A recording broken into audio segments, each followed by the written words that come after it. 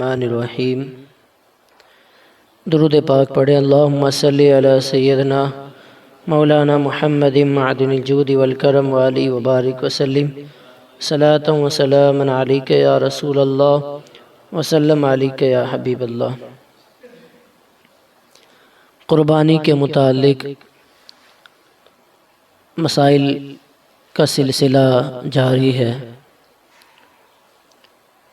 قربانی کے کئی مسائل آپ نے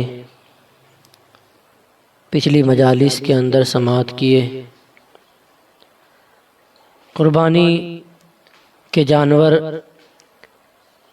تین طرح کے ہیں، یعنی تین قسم کے جانوروں کی قربانی کی جاتی ہے۔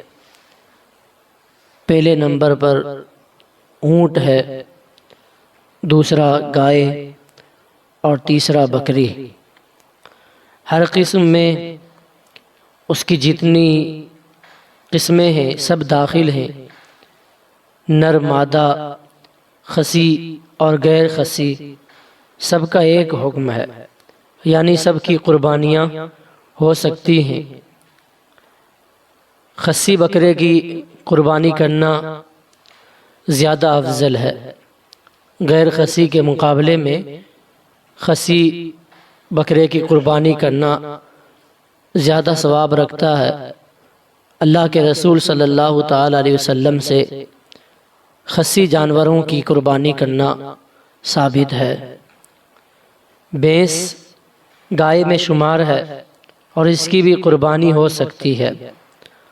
آج کل سوشل میڈیا پر غیر مقلدین کی طرف سے ایک فتنہ پھیلایا جا رہا ہے کہ بھینس کی قربانی حدیث سے ثابت نہیں ہے، جبکہ یہ سراسر اسلام اور حدیث مصطفیٰ اور مسائل شریعہ پر جھوٹ اور تہمت باندھنا ہے۔ غیر مقلدین نے اپنا ایک نیا مذہب گھڑ لیا ہے۔ ان کی جو سمجھ میں آتا ہے اس کو وہ حدیث بتا دیتے ہیں، اور جو ان کی سمجھ میں نہیں آتا وہ ان کے یہاں حدیث کے انہیں خلاف نظر آتا ہے۔ تو ہمیں کسی فرقے اور کسی بدعقیدہ جماعت کو دیکھ کر اپنی عبادتیں نہیں کرنی ہیں، بلکہ اپنی ہر عبادت میں ہمیں یہ دیکھنا ہے کہ اس کے متعلق شریعت ہمیں کیا کہتی ہے۔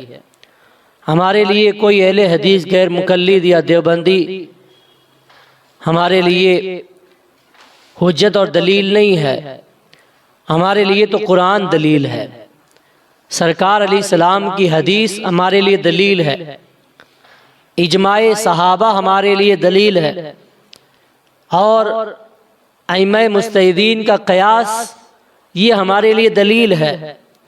مسائل شریعہ پر ہمارے بزرگوں کا جو عمل ہے، ان کے اقوال اور ان کے افعال جو ہیں وہ ہمارے لیے دلیل ہے۔ کوئی دیوبندی چاہے کچھ بھی کہے، کوئی تبلیغی چاہے کچھ بھی کہے، کوئی اہل حدیث غیر مقلد بد مذہب وہ چاہے کچھ بھی پروپیگنڈا کرتا رہے، ہمیں کسی کے پروپیگنڈے میں نہیں آنا ہے۔ ہمیں اپنے علماء سے مسائل شریعہ سیکھنا ہے، اور صحیح علماء جو مسائل ہمیں بتائیں انہی پر عمل کرنا ہے۔ آج سے کئی صدیوں پہلے سے لے کر آج تک ہمارے ائمہ، ہمارے جماعت کے علماء ربانیین اس مسئلے پر عمل کرتے ہوئے آ رہے ہیں کہ بھینس کی قربانی جائز ہے، اس میں کوئی حرج نہیں ہے۔ سرکار علیہ السلام نے بھینس کو گائے کے اندر شمار کیا ہے۔ اس لیے آج ہی میں نے واٹس ایپ پر ایک کلپ ایسا سنا، ہمارے بھائیوں نے پوچھا کہ اس کے متعلق آپ بتائیں کہ بار بار سوشل میڈیا پر یہ کلپ وائرل کیا جا رہا ہے کہ بھینس کی قربانی جائز نہیں ہے اور یہ حدیث سے ثابت نہیں ہے، جبکہ وہ کہنے والا نہ حدیث سنا رہا ہے نہ قرآن کی کوئی آیت بتا رہا ہے، نہ کسی امام کا کوئی قول بتا رہا ہے۔ یعنی کوئی بھی چلتے ہوئے جو کچھ کہہ دے گا، روڈ پر چلتے ہوئے ایک آدمی یہ کہہ دے کہ فلاں چیز حدیث سے ثابت نہیں ہے تو ہم تھوڑی مان لیں گے۔ اگر ثابت نہیں ہے تو اس کو ثابت کرنا پڑے گا کہ یہ چیز ثابت نہیں ہے، اور اس کے بارے میں حضور نے یہ فرمایا وہ اس کو بتانا پڑے گا۔ اس لیے کبھی بھی سوشل میڈیا سے، واٹس ایپ وغیرہ کے ذریعے دین اور شریعت کو نہ سیکھیں، بلکہ ہمارے علماء جو بتاتے ہیں، کتابیں جو ہمیں بتاتی ہیں، وہ ہمیں سیکھنا ہے اور اسی پر عمل کرنا ہے۔ تو بھینس کی قربانی بلا شبہ جائز ہے، اس میں کوئی حرج نہیں ہے، کوئی کراہت نہیں ہے۔ بھیڑ اور دمبا بکری میں داخل ہیں، ان کی بھی قربانی ہو سکتی ہے۔ وحشی جانور یعنی جنگلی جانور جیسے نیل گائے اور ہرن، ان کی قربانی نہیں ہو سکتی۔ نیل گائے، ہرن وغیرہ جو جنگلی جانور ہیں، ان کی قربانی بھی نہیں ہو سکتی۔ مرغی کی قربانی بھی جائز نہیں ہے۔ جن جانوروں کے متعلق ہمیں شریعت نے بتایا ہے، ان مخصوص جانوروں کو قربانی کے مخصوص دنوں کے اندر ذبح کرنا، یہی قربانی ہے، اور اسی قربانی کا ہمیں اسلام نے اور شریعت نے حکم دیا ہے۔ یہ جو جانور بتائے گئے جن کا ذکر ابھی آپ نے سنا، ان کی جو عمریں ہمیں شریعت نے بتائی ہیں، اس عمر کا جانور ہونا بھی ضروری ہے۔ اونٹ کی عمر 5 سال ہونی چاہیے، یعنی اگر کوئی اونٹ ذبح کر رہا ہے تو اونٹ کتنے کا ہونا چاہیے؟ 5 سال کا۔ گائے بھینس وغیرہ ذبح کر رہا ہے تو اس کی عمر 2 سال ہونی چاہیے۔ اگر زیادہ ہے تو کوئی حرج نہیں ہے، 2 سال سے کم ہے تو اس کی قربانی نہیں ہو سکتی۔ بکرا، بھیڑ، دمبا، مینڈا، بکری، ان کی عمر 1 سال ہونی چاہیے۔ اگر 1 سال سے 1 دن بھی کم ہے تو ان کی قربانی نہیں ہو سکتی۔ ہاں، دمبا یا بھیڑ کے بچے کا ایک مسئلہ الگ سے ہماری شریعت نے بیان کیا ہے کہ دمبا یا بھیڑ کا 6 مہینے کا بچہ اگر اتنا بڑا ہے کہ دور سے دیکھنے میں سال بھر کا معلوم ہوتا ہے تو اس کی قربانی جائز ہے۔ اس مسئلے کو بھی یاد رکھیں، یہ مسئلہ صرف دمبا اور بھیڑ کے بچے کے ساتھ ہے۔ بکری کا بچہ اگر 6 مہینے کا دور سے اتنا لگے کہ 1 سال کا ہے تو اس کی قربانی نہیں ہو سکتی، لیکن دمبا اور بھیڑ کا بچہ اگر 6 مہینے کا اتنا بڑا ہو گیا کہ دور سے دیکھنے میں سال بھر کا معلوم ہوتا ہے تو اس کی قربانی ہو سکتی ہے۔ بکری کی قیمت اور گوشت اگر بھینس کے 7ویں حصے کے برابر ہے تو بکری کرنا افضل ہے، اور بھینس کے 7ویں حصے میں بکری سے زیادہ گوشت ہو تو بھینس کا گوشت افضل ہے۔ یعنی آج کل جو اجتماعی قربانی کا اہتمام ہمارے سنی اداروں کی جانب سے کیا جاتا ہے، اس میں بہت سارے ہمارے بھائی حصہ لیتے ہیں، اور یہ حصہ لینا بھی ٹھیک ہے، لیکن اس کے اندر ایک بات ضرور یاد رکھیں کہ آپ ابھی میرا روڈ جائیں گے تو آپ کو ٹیبل لگے ہوئے نظر آئیں گے کہ آپ قربانی کا حصہ یہاں پر لکھوا دیں، تو کہیں بھی ٹیبل دیکھ کر ہر جگہ قربانی کا حصہ لکھوا دینا یہ درست نہیں ہے۔ قربانی کا حصہ لکھوانے کے لیے ہمیں پہلے تحقیق کرنی ہے کہ صحیح سنی ادارے کی جانب سے ہو رہا ہے یا نہیں ہو رہا ہے۔ اگر سنی ادارے سے ہو رہا ہے تو سنی علماء کی نگرانی میں ہوگا، علماء کرام اپنے ہاتھ سے ذبح کریں گے، تو ایسی جگہ ہمیں حصہ لینا ہے۔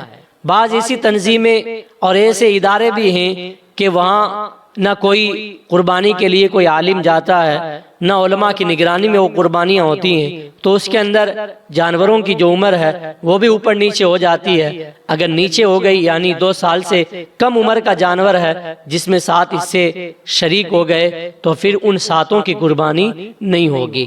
اس لیے جہاں پر اعتبار ہے، جو معتبر ادارے ہیں، مستند ادارے ہیں، جہاں پر سنی علماء کرام کی نگرانی میں یہ قربانی کا اہتمام کیا جاتا ہے، وہیں پر ہمیں حصہ لینا چاہیے۔ ان حصہ لینے میں بھی بہت ساری تفصیل ہے اور اس کے بھی کئی مسائل ہیں۔ ایک مسئلہ جو بہت اہم ہے وہ میں آپ کو بتا دیتا ہوں کہ اگر کسی نے اجتماعی قربانی کے اندر حصہ لیا، بڑے جانور میں اجتماعی قربانی میں حصہ لیا تو بڑے جانور میں 7 حصے ہوتے ہیں، ان 7 حصوں میں 6 لوگ سنی صحیح العقیدہ ہیں اور 7واں دیوبندی شریک ہو گیا، تو اس ایک دیوبندی کے شریک ہونے سے 6 لوگوں کی قربانی بھی نہیں ہوگی۔ یہ بہت نازک مسئلہ ہے اور بہت اہم مسئلہ ہے، اس کی طرف لوگ دھیان دیتے نہیں۔ لوگ یہ دیکھتے ہیں کہ وہاں پر 2000 میں ہے، وہاں پر 2500 میں ہے، وہاں پہ 1800 میں ہے، تو وہاں فلاں جگہ میں جو ہے اپنا حصہ لے لیتا ہوں، وہاں تو 1500 روپے ہے۔